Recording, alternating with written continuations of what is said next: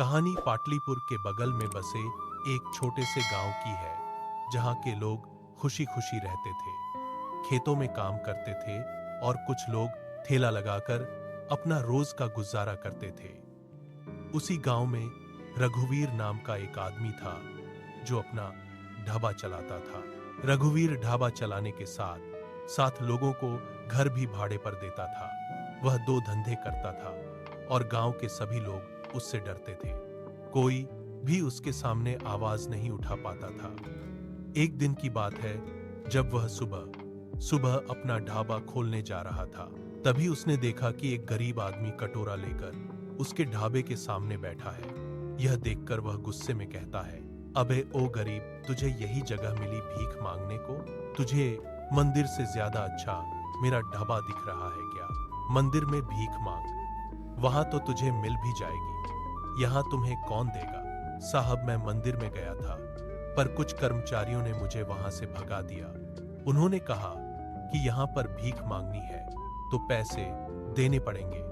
बताइए, भला भीख मांगने के लिए भी मुझे पैसे देने पड़ेंगे, इसलिए मैं यहां आ गया। मंदिर से ज्यादा तो लोग आपके ढाबे पर आते हैं। अच्छा, मतलब तुमने देखा कि मेरे ढाबे पर ज्यादा लोग आते हैं तो तुमने यहां पर भीख मांगना शुरू कर दिया। भाई देखो, यहां से उठकर चले जाओ, वरना मेरा दिमाग खराब हो जाएगा और मैं तुम्हारी पुंगी बजा दूंगा। साहब, ऐसा मत करो साहब, मेरे पास यही एक जगह है जहां मैं आराम से बैठकर भीख मांग सकता हूं। मुझे यहां से मत भगाओ। देखो भाई, यह सब मैं नहीं जानता, अभी धंधे का समय है, मेरा दिमाग मत खराब करो और यहां से उठकर चले जाओ, वरना मुझे तुम्हें जबरदस्ती हटाना पड़ेगा। यह सब सुनकर वह गरीब आदमी उदास होकर वहां से चला जाता है और रघु भी अब अपना ढाबा खोलकर खड़ा हो जाता है। ढाबा खोलने के कुछ समय बाद ही ढाबे पर दो लोग आते हैं। आओ आओ, रघु के यहां से खाना खाओ। एक बार खाओगे तो हवा में उड़ जाओगे, दूसरी बार खाओगे तो पानी में घुल जाओगे, तीसरी बार खाओगे तो अपनी दुनिया भूल जाओगे। इसलिए कहता हूं, एक बार खाकर देखो, मजा उठाकर देखो। अरे भाई, हम यहाँ पर कुछ खाना खाने नहीं आए हैं, हम तो यहाँ पर अभी आए हैं। हम इस गांव में एकदम नए हैं, क्या तुम हमारी मदद कर सकते हो? देखो, मैं तुम्हारी मदद सिर्फ दो ही चीजों में कर सकता हूँ, या तो मैं तुम्हें यहाँ खाने को खाना दे सकता हूँ, या फिर मैं तुम्हें रहने के लिए घर दे सकता हूँ। अब तुम बताओ, तुम्हें दोनों में से क्या चाहिए?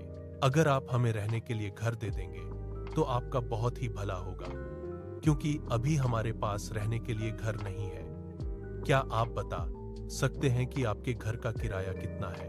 देखो, मेरे घर का किराया तो महीने का तुम्हें 1500 पड़ेगा। बताओ, रहना है तुम्हें? ठीक है, फिर तुम हमें घर बता दो कि घर कहाँ है, हम जाकर वहां रह लेंगे और हर महीने तुम्हें पैसा देंगे।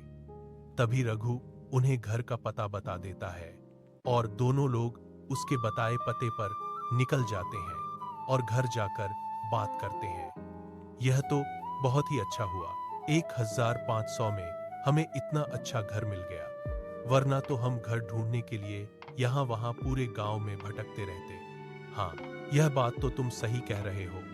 अब बस तुम्हें एक काम ढूंढना है, एक काम मिल जाएगा तो सारी दिक्कत खत्म हो जाएगी।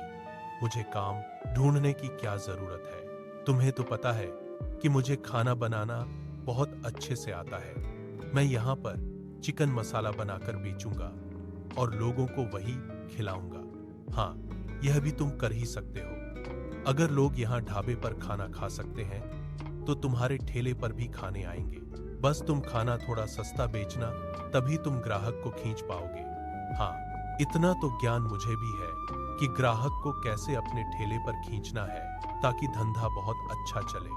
चलो आराम कर लेते हैं, कल सुबह होते ही काम भी करना है। तभी दोनों पति पत्नी सो जाते हैं और अगले दिन अमनवीर चिकन मसाला बनाकर उसे बेचना शुरू कर देता है। चिकन मसाले की खुशबू से गांव के दो लोग अमनवीर के ठेले पर आते हैं और उससे कहते हैं, भाई तुम यहाँ पर क्या बेच रहे हो?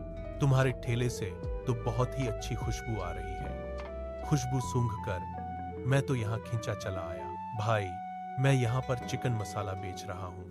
अगर तुम इसे चावल के साथ खाओगे तो तुम्हें खूब मजा आएगा। इतना मजा आएगा कि तुम अपने घर का भी खाना भूल जाओगे। क्या बात कर रहे हो? अगर मैं घर का खाना भूल गया तो मेरी बीवी मुझे भूल जाएगी। पर यह तो बताओ कि तुम्हारा चिकन मसाला कितने रुपए का है? मेरा चिकन मसाला तुम्हें मात्र 70 पड़ेगा। बताओ, 1 प्लेट लगाऊं या 2 प्लेट? हम 2 लोग हैं तो तुम हमें 2 प्लेट लगा दो। जरा हम भी तो खाकर देखें कि चिकन मसाला कैसा लगता है। तभी अमनवीर दोनों को चिकन मसाला खाने को दे देता है। दोनों लोग चिकन मसाला खाते हैं और खाने के बाद कहते हैं, वाह वाह भाई, तुम्हारा चिकन मसाला खाकर तो मजा ही आ गया। एक तो 70 प्लेट है और ऊपर से 70 में पूरा पेट भर गया। मजा ही आ गया दोस्त। अगर तुम्हें खाकर मजा आया तो गांव में भी यह बात बता देना कि सब लोग अगर पेट भरना चाहते हैं तो मेरे यहाँ खाकर जाएं। तभी वे दोनों वहां से चले जाते हैं और देखते ही देखते और लोग चिकन मसाला खाने आते हैं। और इसी तरह अमनवीर का धंधा खूब अच्छा चल रहा था। दूसरी तरफ रघु का ढाबा बंद पड़ा था। रघु सोच में पड़ा था। तभी वही गरीब आदमी वहां आता है जो पहले ढाबे के पास भीख मांग रहा था। क्या हुआ लाला, हवा निकल गई क्या? एक गरीब को परेशान करोगे तो भगवान तुम्हें तो परेशान करेगा ही। ओ बूढ़े चाचा, जरा जवानी के हिसाब से जुबान खोलो। एक थप्पड़ में नागिन डांस करने लगोगे। बहुत हंसी आ रही है ना तुम्हें? हंसी तो आएगी ही। मुझे जैसा करोगे वैसा ही भरोगे। अगर तू उस दिन मेरे साथ अच्छा किया होता तो आज भगवान भी तेरे साथ अच्छा कर रहे होते। बता, एक चिकन वाले ने तेरी बैंड बजा दी है, ये तुम क्या कह रहे हो? चिकन वाला कौन? चिकन वाला? लगता है तुम्हें अभी तक पता नहीं है कि तुम्हारा ढाबा क्यों नहीं चल रहा। असल में गांव में एक चिकन वाला आया है। सब लोग वहीं चिकन मसाला खा रहे हैं, इसलिए कोई तुम्हारे यहाँ नहीं आ रहा। चलो, मैं भी जाता हूँ। तुमसे बहस करना तो अच्छा नहीं। थोड़ा सा भीख मांग लो। हाँ, जाओ जाओ, भीख ही मांगो। तुम लोगों को धंधे के बारे में क्या ही पता है। अपने काम पर ध्यान दो। तभी ढाबे का मालिक यह देखने के लिए जाता है कि कौन है जो चिकन मसाला बेच रहा है। तभी वह देखता है कि यह तो वही आदमी है जिसे उसने रहने को घर दिया था। यह सब देखकर रघु गुस्से में घर जाता है और अगले दिन सुबह अमनवीर के घर जाता है और कहता है, सुनो अमनवीर, आज के आज और अभी के अभी तुम यह घर छोड़कर निकल जाओ और कहीं और अपना रोजगार देख लो। आज से तुम यहाँ नहीं रहोगे, ठीक है? फिर हम दूसरे ही गांव में जाएंगे। हमें तुम्हारे घर की और तुम्हारे गांव की कोई जरूरत नहीं है। चलो चलते हैं। तभी वो दोनों सेठ का घर छोड़कर दूसरे गांव में पहुंच जाते हैं। गांव का नाम पाटलिपुर होता है। गांव बहुत ही सुंदर था। लोग बहुत ही शांत स्वभाव के थे। तभी वे लोग गांव में आते ही सरपंच से मिलते हैं। सरपंच उनसे कहते हैं, तुम दोनों कौन हो बेटा? तुम्हें तो इस गांव में मैंने कभी नहीं देखा। क्या तुम इस गांव के नहीं हो? हाँ चाचा जी, हम इस गांव में नए आए हैं। पहले हम पास के गांव में रहते थे, पर वहां पर हमारी थोड़ी नोक झोंक हो गई, इसलिए हम यहाँ आ गए। अच्छा, ऐसी बात है। अगर तुम इस गांव में किसी को नहीं जानते और रहने के लिए घर ढूंढ रहे हो तो मैं तुम्हें घर दे सकता हूँ। हम तो इस गांव में किसी को नहीं जानते, पर कहीं आप भी हमें घर से तो नहीं निकाल देंगे? भला मैं तुम्हें घर से क्यों निकालूंगा?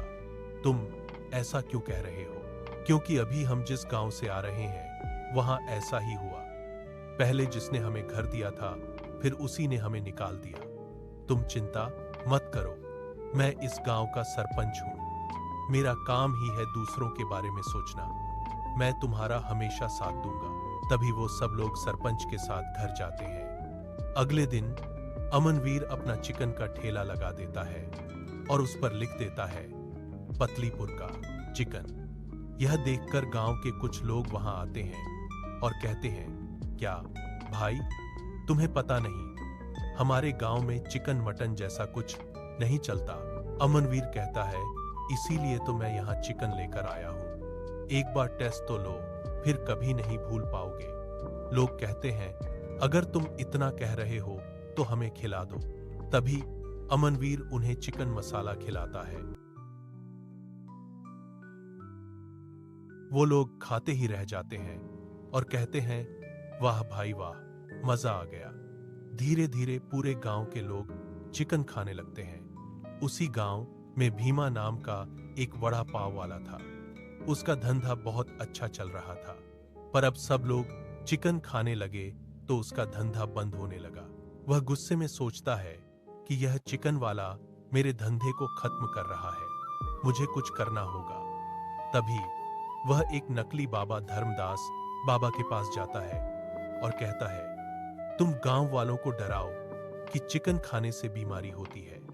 बाबा मान जाता है और गांव वालों को डराता है। फिर एक आदमी को भी सिखा देता है कि चिकन खाकर पेट दर्द का नाटक करे। अगले दिन वह आदमी नाटक करता है और कहता है, चिकन से बीमारी हो रही है। गांव वाले डर जाते हैं और चिकन खाना बंद कर देते हैं। सब लोग वापस वड़ा पाव खाने लगते हैं। भीमा का धंधा फिर से चलने लगता है और वो बहुत खुश होता है। रात को वो बाबा से मिलकर कहता है, तुमने कमाल कर दिया। पर ये सब बातें पीछे खड़ा अमनवीर सुन लेता है। अगले दिन अमनवीर सरपंच के पास जाता है और सब सच बता देता है। सरपंच कहता है, तुम चिंता मत करो, मैं सब ठीक करूंगा। फिर सरपंच सब गांव वालों को बुलाकर सच बताता है कि यह सब झूठ था। वह कहता है, चिकन से कोई बीमारी नहीं होती। यह सब भीम और नकली बाबा की साजिश थी। यह सुनकर गांव वाले गुस्से में आ जाते हैं और कहते हैं, हमें बेवकूफ बनाया गया। सरपंच कहता है, इनकी बात पर विश्वास मत करो और फिर से चिकन खाना शुरू करो। गांव वाले वैसा ही करते हैं। अब कोई भी भीमा के वड़ा पाव नहीं खाता और सब लोग अमनवीर का चिकन खाते हैं। इस तरह सच की जीत होती है और झूठ हार जाता है।